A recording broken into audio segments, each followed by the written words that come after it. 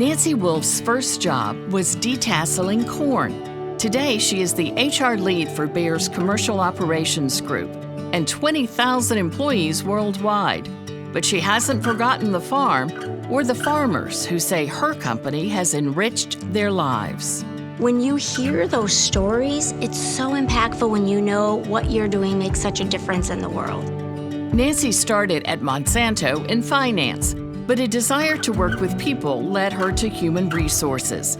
She says during the acquisition by Bayer, she increased employee communication using surveys, coffee chats, webcasts, and town halls. Being visible and being there to answer what questions you could, but realize there'd be questions you couldn't answer.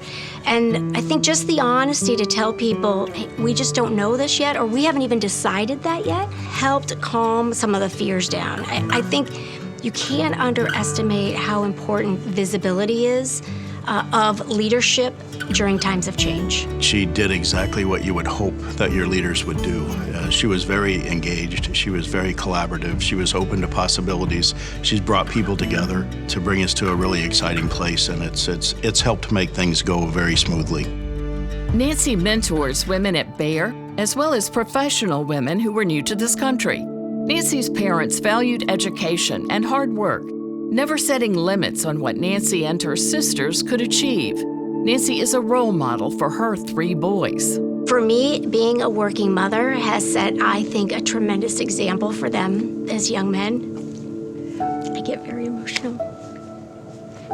You know, my boys have a great appreciation for women in the workplace because they see that I love what I do, and they also see the opportunity to still be a great mom.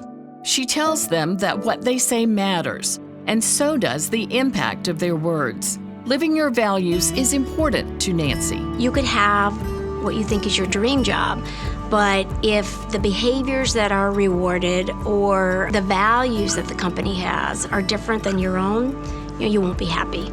Nancy isn't immune from life's heartaches, of course, but her belief in inherent goodness wins out. I'm a pretty positive, optimistic person. I always think what's the worst that can happen, and I think being positive has allowed me to take a few risks.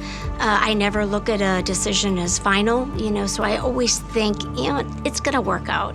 So yeah, I have a very positive outlook on life. Is that obvious?